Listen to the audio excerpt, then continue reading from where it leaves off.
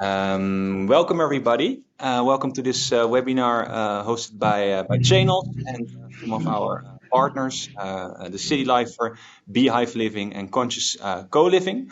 In this webinar, we're going to address a topic on what residential tenants want in 2024.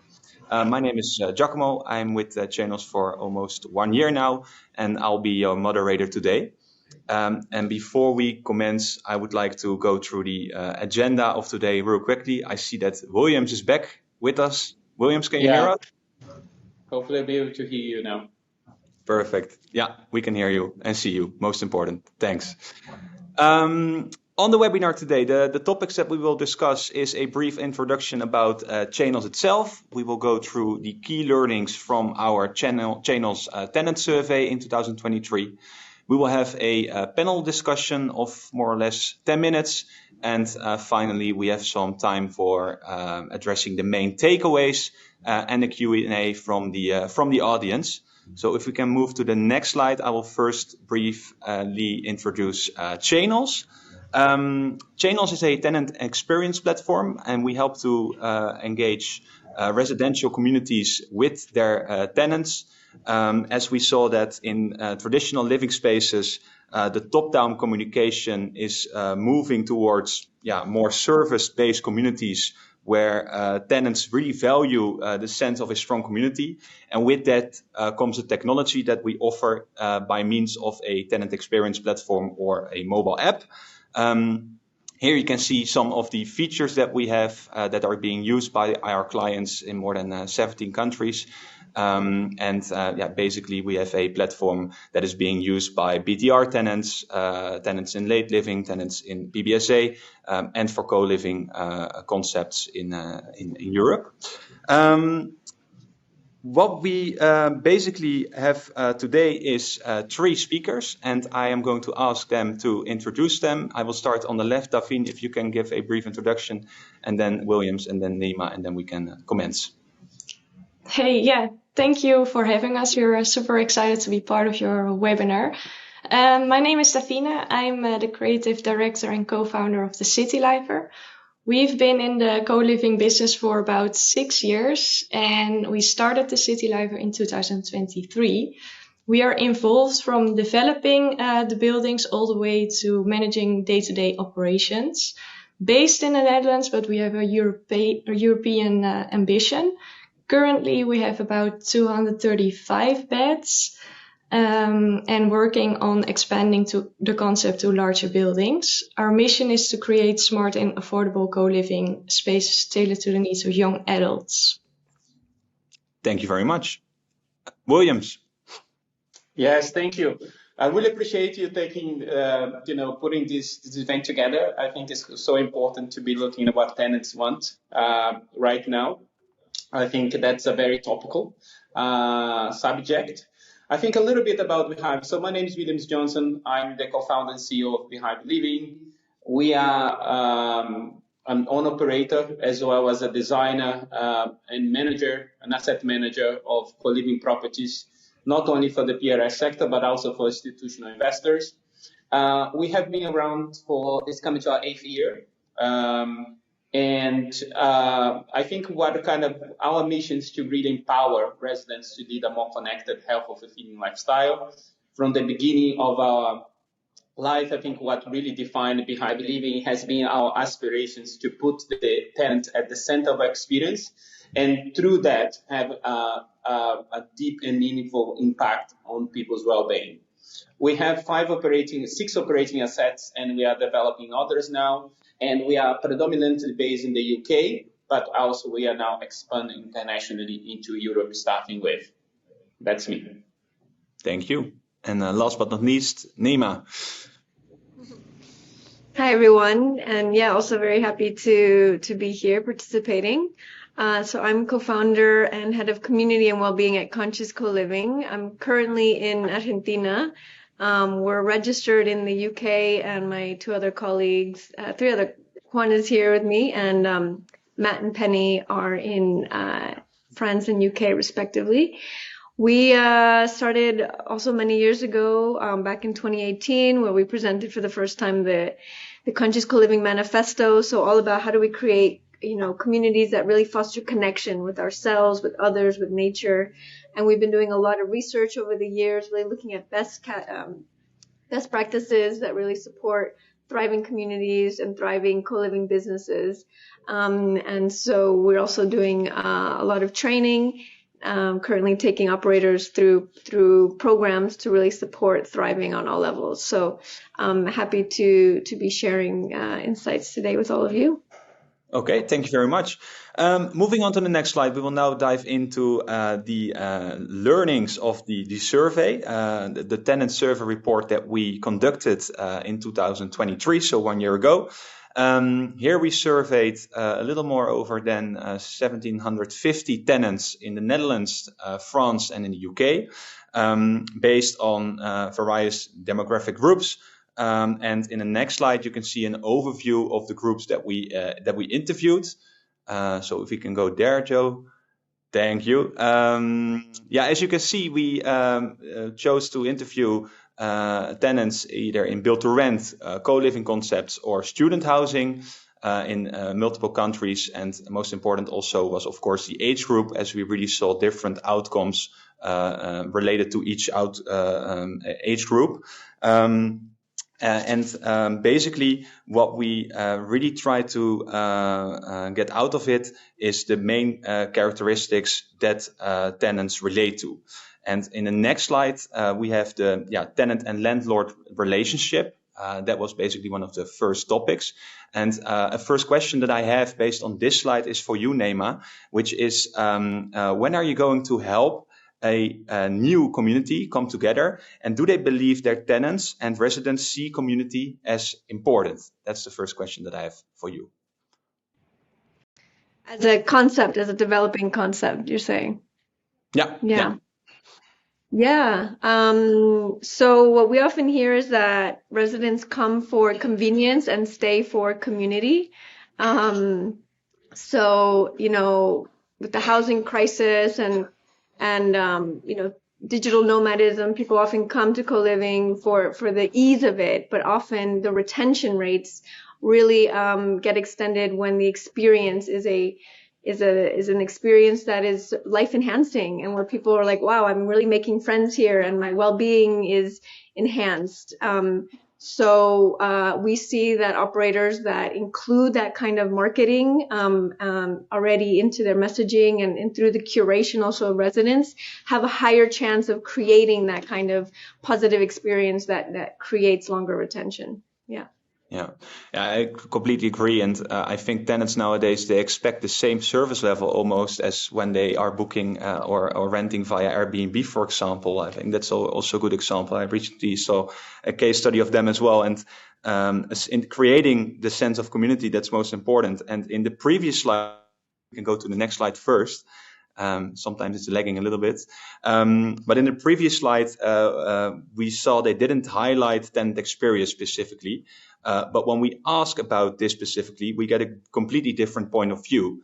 And Davin, first question to you would be, how essential community has been in your experience in co-founding Citylifer, and how tenants have experienced this journey that you are on? Yeah, so for us, indeed, community is very, very important, especially when, it starts already with the selection process. Like, we really like to have like-minded people in one friend's apartments. And what makes it very useful to do is to make smaller clusters. For example, you see in larger buildings that it's quite difficult to create a strong community because there are just so many people and it can be quite anonymous from the beginning. Whereas if you give a very warm welcome and get to know everyone from the start, then you feel way more comfortable and start creating that strong bond together, which essentially indeed creates a good sense of community. Yeah, we see that, especially when you have a smaller cluster. Yeah, perfect. And if we move on to the next slide, another topic that we discussed was obviously the well-being. And as you can see, these numbers basically highlight what type of amenities and spaces tenants find important. And here we also saw significant differences between the different age groups, obviously. A question to you, Williams, at Beehive, how does health and well-being affect your community building? Do you believe that specific amenities can bring different groups of tenants together, for example? Yes, absolutely. I think one of the things we actually we have been tracking the impact we have on people's health and well-being for now 4 years. In our last survey, we were very happy to verify that 73% of our residents actually believe we have an impact on their health and well-being. Within 3 months of living with us, they see a tangible impact. And I think to me, that is to do not only with what we do with the physical space, but also with the customer experience itself, the user experience.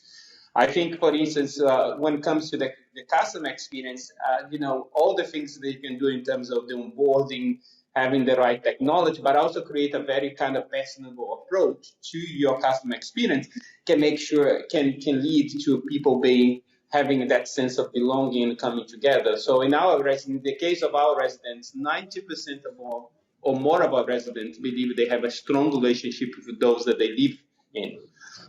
But one of the things we have seen is actually in Beehive, we have actually much larger green spaces than our competitors and peers in our areas. And I think that's an area that has been overlooked in terms of co-living design.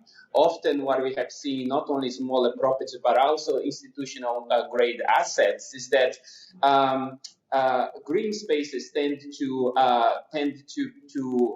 have areas for people to kind of mingle about and exercise, but they are not applied a lot of functionality to them. And that's something that we think is really, really important. And also in terms of your communal spaces, when you design them, not only the sort of lounge space, but in particular the kitchen, I think functionality and having sufficient space for people, not only to do what they have to do, like say in the case of a kitchen to cook, but also to have spaces where they can interact. So I think here's one of the challenges because we design our business as well as executing them, the experience. I think is very, very important that you consider in the design stage what's the sort of end product that you can have, not only in terms of feel and look, but also in terms of the experience, how people want to experience and the impact we want that to have on people's lives. Yeah, totally agree. And also that relates to the lifestyle, obviously, that a good experience also is because of the lifestyle that they want to have in the building that they are living in. Absolutely. We asked this our tenants as well. And in the next slide, we basically asked, what do you find important when looking for a rental property? And we see that, again, a quiet space is a big role, but also the security and location aside from all the amenities. So basically to everyone, and I want to start with you, Davin, is it a surprising fact, or do you also see these as most significant for your tenants? And maybe are there things here in between that you, or I have to say the other way around, do you think some things are even missing in here? Yeah, well, I completely agree with William as well. What we do see and what co-living is all about, of course, is mostly the community, bringing people together. But what we sometimes tend to forget is that it's also very important for people to recharge, to find peace and quiet space and privacy. And I think for us as property owners and making that design process be very good, I think that's where we come in. And it's very important to not forget this part, because in that way you feel also energized to communicate with everyone and connect. So also for us, we designed last year with Cutwork, we designed a beautiful large building where we also take a look at, hey, what if you just want to go home without saying hi to everyone, or indeed want to have a large kitchen where you can invite everyone. There is a thin line between those, but it's super, super important. And that's what you also see in these numbers, 92% is pretty high for a co-living spaces where you also want some privacy for yourself. So it's a good challenge and very important. Yeah. Neema, what do you think? Yeah, absolutely agree. And you know, for creating connection with others, which we know is super important for relationships, for satisfaction, you need to have that space also to connect with yourself, right? And to have spaces that people can go inward. And we see now meditation, you know, becoming a trend, or people are really going to meditation, yoga, all these spaces that boost well-being, and in that way also create us with more energy to be able to connect and relate with others. So especially in these shared living environments, having this mix is really important. What I don't see here, and I guess these are more kind of physical aspects, but it's like alignment based on interests, you know, like if people are looking, you know, for a property, do they have an opportunity to see, oh, there's people going to be living there that also align with what I'm interested in? So maybe that would be a question back to you, either now or later, if that's something that's possible with channels. Yeah, definitely food for thought to do that in the next tenant survey. Williams, what are your thoughts about this? Yes, I think I will start with what really surprised me. I think there are a lot of things here that, like the emphasis on privacy, when maintaining spaces, they're all things that you'd expect to be there. I think I was really surprised by security being number two there in terms of something that's really important. I don't know what it is to do with the sort of the countries where it was surveyed, but certainly in the UK with our residents, I think security is less of something that is something that is highly desirable for them over some of the things like our well-maintained property, well-designed property, you know, space where we can find commonality for the people. I think, and perhaps that has to do with the degree at which we actually curated. We do a lot of vetting of our residents. And so I think because we do so much vetting, maybe the security is not an issue, because they're already knowing that everyone has gone through the same process. And there has been a huge amount of due diligence that has been applied to each and every resident that's coming into that housing space. But yeah, so many of the things that I would expect to be there, like security. I agree with Naima that I think one of the things I haven't seen there is you know, this element of community being very desirable there, because more and more what we are seeing is people coming for co-living, and I think one of the great things that has happened in the co-living industry is that it's better understood by tenants now. Sometimes people will find it very confusing, you know, how co-living, you know, differs from student housing for BTR. But now co-living is better understood. So people are coming specifically for that sort of community experience. They know what to expect and what co-living can deliver for them. And therefore, it was interesting not to see that more highlighted there, or being a little bit further up in terms of the wishes and wants. Thank you. And next slide is where we really dive into another most important topic, is the cost. And here we really ask, like, hey, how much are you now willing to pay extra for amenities that are being offered in the community that you are living in? And we saw that in the Netherlands and France, the communal workspaces are highly desired. But in the UK, we saw that the communal bikes, for example, are highly desired. I hope that's not in London. Neema and Williams, a question for you. What do you think of the difference in importance based on the monetary value for each amenity and for each country? Do you think they are aligned, or what are your thoughts about this, Williams?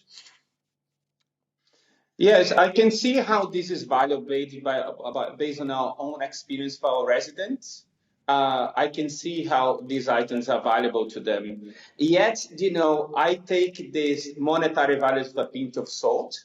And the reason for that, as a designer, as an entrepreneur and business person, sometimes when you, for instance, if you had to look back and ask people, you know, would you be willing to pay this, like 15 years ago? Would you be willing to pay, you know, £1,000 plus for a mobile phone, for an Apple? People would say most like you're crazy. You don't pay for that. But I think these days, it's just common for people to pay such values because there has been a much greater understanding what this technology can do for you. And I think in co-living, the reason why I'm saying that we are in that journey, I think for a lot of people that already experience a co-living space, they are willing to pay more, a premium for that experience and that property, not only because, as the report said, we'll have a property and a rental experience that match their lifestyle and that they can see the impact that can have on their lives. Whether for the people who haven't yet experienced that, sometimes can be very hard for them to attribute a monetary value to the entire experience, because unless you experience this as a package, it's really, really hard for you to see actually the value that's going to add. So yes, it's really great to have done this research in this way, because I think it gives a sense, in particular to investors, institutional partners, what value can you get more. At the same time, I think you have got to take it with a pinch of salt. Always good, always good. Neema, what are your thoughts about these figures? Yeah, I mean, we see with the growing wave focused on well-being, and especially since the pandemic, on really valuing, as William was saying, green spaces. So seeing that gym and communal garden up at the top, it does align. To be wanting to have, within your community a place to be doing physical exercise, and people are getting more aware of the importance of really taking care of our bodies. And the communal garden, when I was living in a co-living in Costa Rica, that was, a really beautiful space for people to connect in nature and with each other. So it's not surprising, but also agree with Williams to, be a little bit aware of taking these straight on, but definitely helpful to see what people are willing to pay extra for. Definitely. Yeah. Great. Before we dive into the panel discussion, last but not least, and that's the thing that relates to us the most, obviously, is the technology part. In the next slide, we basically asked about if tenants want a streamlined issue for tool for issue reporting, a tool to use for clear communication, and other insights such as, for example, the ESG insights. To everyone, I want to ask, do you notice that text plays a big role in the tenant's need? And what are the challenges here, you think? Neema, can I start with you? Yeah, so something that we're currently working on with our operators in the program that we're running is around complaints and managing complaints, and also just the communication between the operator and the residents.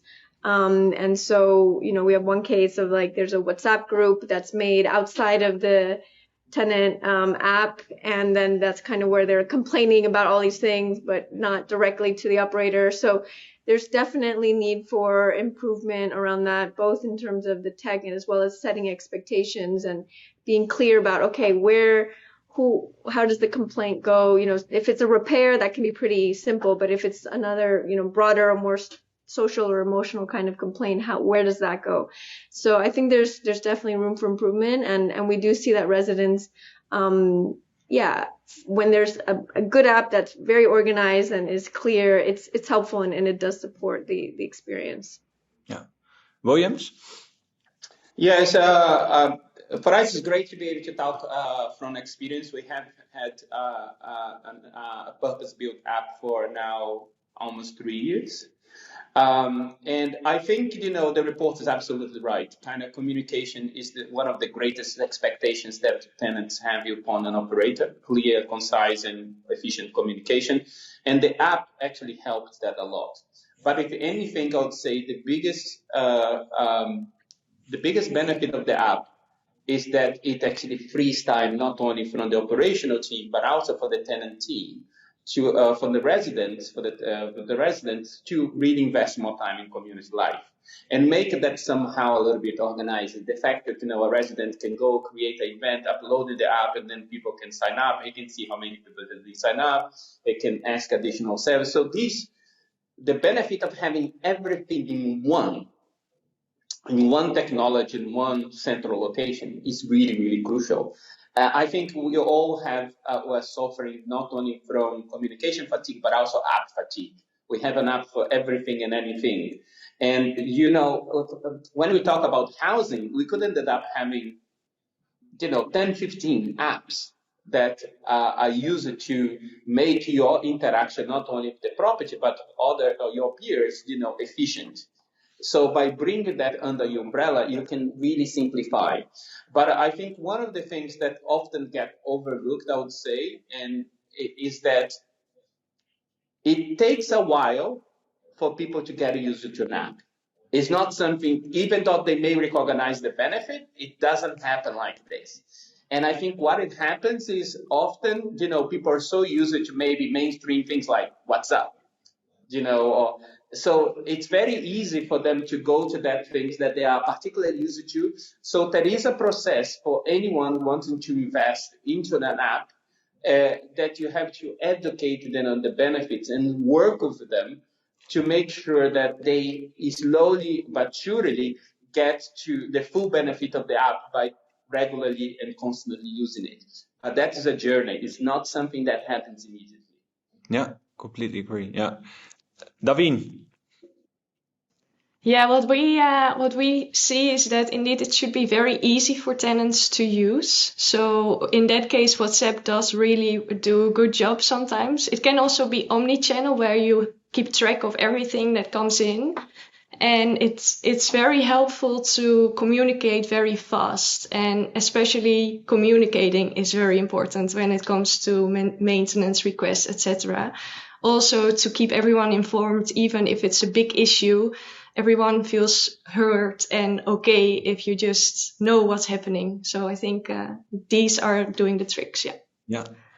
Agree. Thanks for the insights. And I have to say also, if you look at using an app for the community side, it's completely different than using it for the technology side. I mean, recently I had a conversation with a building where they wanted to also book the laundry services with the app there. And yeah, for then I think the incentive of going on the app then is really easy and smooth, because you don't have to run all the way down anymore through the stair house to see or to find the laundry machine occupied. You can then see it via the app, and then there is a different incentive to use the app, obviously, aside from building a stronger community. I now would like to move on to the next slide and the panel discussion. And the first question, it's a series of questions.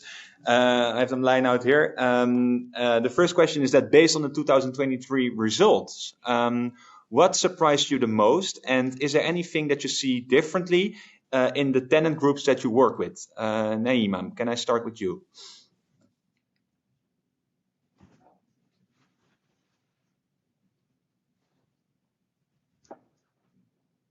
Are you still with us? Oh, can you hear me? Yeah, I can hear you again.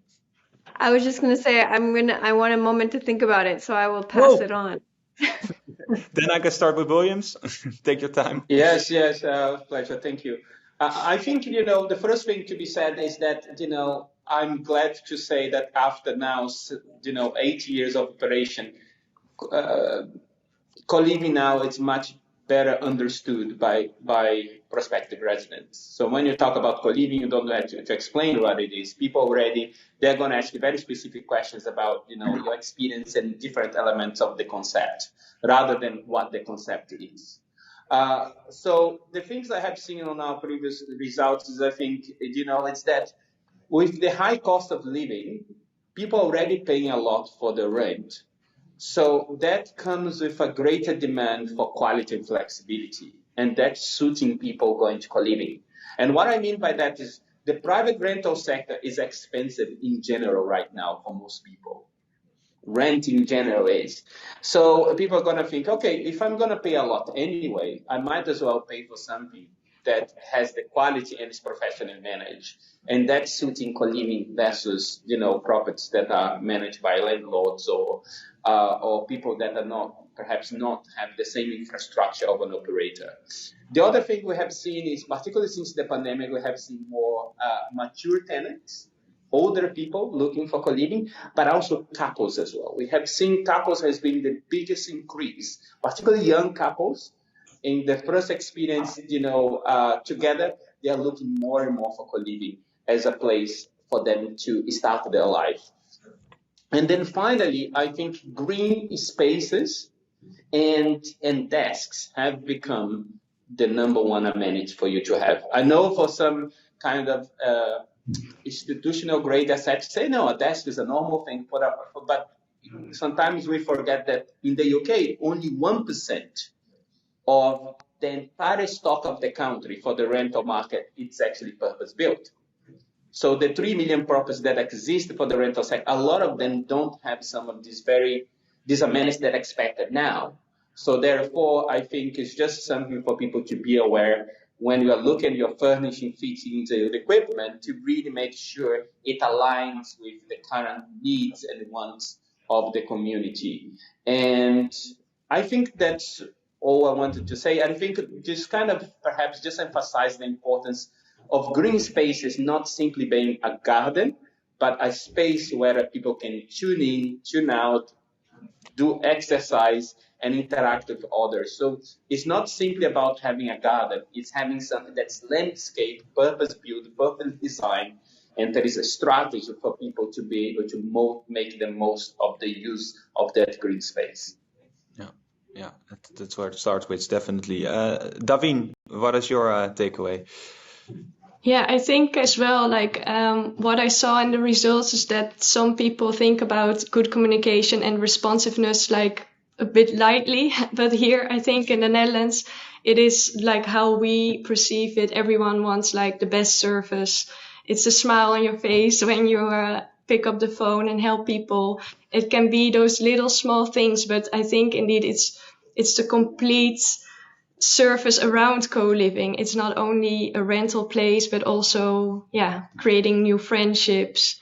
And that goes further than only a house. So, that's what I also see for 2024. Yeah, thanks. Neema. Yeah, well, I was just reviewing again. I think what pleasantly surprised me from the report is the answer of who is most responsible for creating a sense of community within the buildings, because I'm happy to see that in this report, residents are saying they themselves, because what we've actually seen is a lot of expectation on the operator doing everything or most things, like, oh, they're going to have events and this and that. And so what I see moving forward and what we often, support operators with is like, look, that element of co-creation needs to be embedded from the beginning, in the values on your website, in the marketing, in the curation, in the onboarding, in the events, and through platforms like Channels, encouraging residents to participate in decision making through surveys, through polls, get them involved, and that co-creation element I think is really, really important for the whole experience. So that would be my take. Yeah. Hey, and when looking at the potential blind spots that property or community teams that they potentially can overlook when designing resident experience, what do you think about that, Neema? One thing that we've seen, actually, it's a little bit indirectly from the experience, but it's actually the team dynamics. Because it's like, if the team is not working well, smooth, if people are burning out, if the staff are not taken care of, it affects the whole thing, right? Like we've seen operators even have to shut down because the team dynamics are not working well. So bringing that focus not just to, hey, we're providing a service here, but like, no, this is a community encompassing also staff, also the team, and that needs to be integrated into all of it. So that would be something I think is often overlooked. Yeah, and in the Netherlands, we have countless conversations about community living. Industry leaders, but also politicians, say that it will disrupt residential living positively, and eventually it will be the best living model. And not only for young residents, but also for middle-aged and for elderly and late living. We see some starting community-based living models for these age groups too, and especially in the mixed buildings. What are your feelings about those mixed buildings, Davin? Yeah, for us, I've also seen it a lot, also for senior living. And what I do, like for us, let's say we do mostly young adults, so we have not experienced it yet. But I know that indeed also what is already mentioned this webinar is that there are multiple people who also want to have a co-living. For our partner, for example, he's also on the lookout to live with other friends, because it's just good living. And I do believe in it. But yeah, we have less experience with this. But I know that, for example, in Japan, they are already testing it and there Yeah. are some initiatives. So I highly believe in it. That's true. Williams, what do you think about the mixed age buildings? Yeah, I think that I can see, the potential it has. It's a period, it's a stage of our lives, particularly when middle-aged or elderly, where sometimes people can be disconnected from their communities and their relatives. So I can see how having a community life surrounded by other people and have that close relationships can definitely add value. Having said that, being someone that spend a lot of time thinking about design and functionality and how it can meet the needs, wants, and expectations of our intended user, I think the current, customer experience and the properties that are in the market for co-living will have to be tailored for the needs of this user. So it's not that one solution fits all. I think with co-living you have to be thinking, how can we design things that are relevant and useful to people. And I think that's why I think you need to think of the supply of that and the ideal building for that sort of niche. Thank you. Hey, and with the increasing demand for affordable housing, the challenge is to maintain the high quality of the living standards. And what kind of innovative strategies are properties employing to enhance the renting experience for tenants without boosting up the prices? Neema. Yeah, I mean, I think design definitely is one. So how to, with smaller spaces, still create a sense of comfort. So Zoku, for example, they're not exactly co-living, but they've done a lot of innovative thinking around the spaces to make more use of space to make it more affordable. And I think we've also seen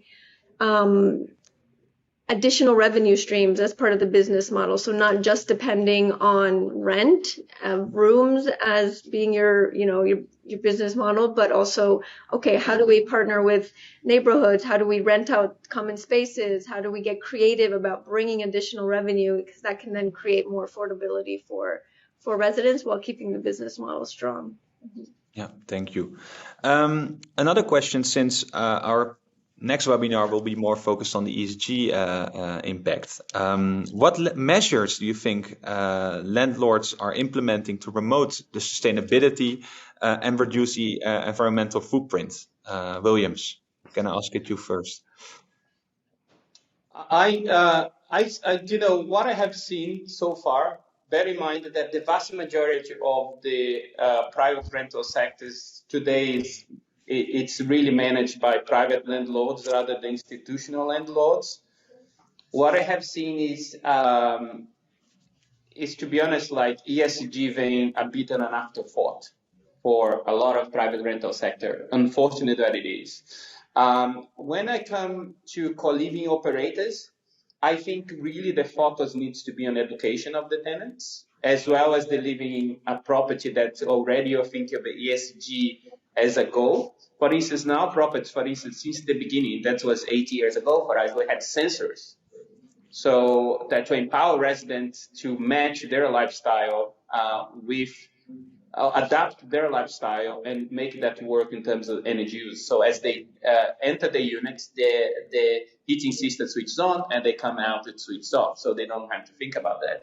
But again, we have to invest way more than other operators and developers in order to fit in this technology into our property and that and many others. So I think what we have to have is a kind of a long-term ambition to and have and having that sort of care for the environment and sustainability being part of the identity of your brand. because otherwise, I think, for the vast majority of the private rental sector at the moment, this is not the reality. Now, when it comes to institutional grade assets, it's different because now, from an investment perspective, there are very clear guidelines and requirements in terms of the energy standards of your building, and therefore there is legislation coming into place in order to force people to be more thoughtful about that. And I think that's a great move, and I think it can only improve in housing in the future. I'm very hopeful that that's going to be the standard, that not only institutional grade assets, but every housing rental asset is going to aspire to. Thank you very much. Conscious of time, I would like to start rounding off this webinar. And to start or to finish, it would be nice if we can all sum up our main takeaways. For me, 2 takeaways since I started at Channels is that I really see the value of a strong community, because at the end they are the ones that also help making an app, creating and making the impact there. And aside from that, the digital experience is the bridge to bring all these things together and creating a better tenant experience. But if I can ask Davin, you to start, what would be your main takeaways if you can sum it up for me? Yeah, I think also what we had at the last part, I think when it comes to ESG, I think it's super important as well for all the tenants.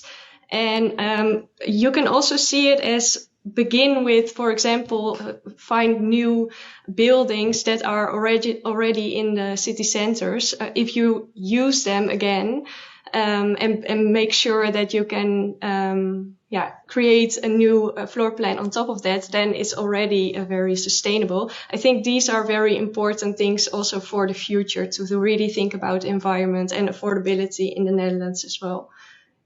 Thank you. Neema. Yeah, I mean, first takeaway is that it's fantastic to have this kind of data and survey that, that you've done to enable this kind of discussion and exploration. So that number one. And just to jump on this topic, similar to what William's saying about the identity of the mission, the values of a space, really getting residents aligned with that. We see that as a growing wave and trend. People are more eco-conscious. There's also a lot of eco-anxiety, oh my God, the world is going to collapse, like climate change. So spaces for people to be able to be vulnerable about that and express, we see that being very important moving forward as well. So yeah, thank you so much for this conversation. Thank you as well. Williams. Yes, I would echo what Naima said. It's really important to have that access to this type of data, so that we can be very informed, not only as operators on what tenants want and seek to deliver that. I think for me, the main takeaway is emphasizing, I think, one of the key points of the report, which is like what tenants want the most today. It's a property and a rental experience that matches the lifestyle. And I think that's become really, really important because we have a generational change in the rental sector happening. Right now, millennials and Gen Z are the largest consumers of rent in the UK. And they will no doubt shake and disrupt this industry, but they're also going to come with different new expectations. And I think we all want to understand better their needs so that we can meet what they want in terms of their housing aspirations in the future. Thank you very much. Well, a little bit over time, but it's still okay. I would like to thank everybody for listening in today. And our next webinar, like I said, will be focused on ESG. We'll be sending out a poll in a couple of days to also ask you feedback on this webinar and on other topics you might want to see addressed in the future or even our next webinar. To Davin, Neema, and Williams, thanks a lot for your knowledge and shared. And to everyone else, I wish you a very good day and hopefully see you again very soon. Thank you all. Thank Bye-bye. you. Yes.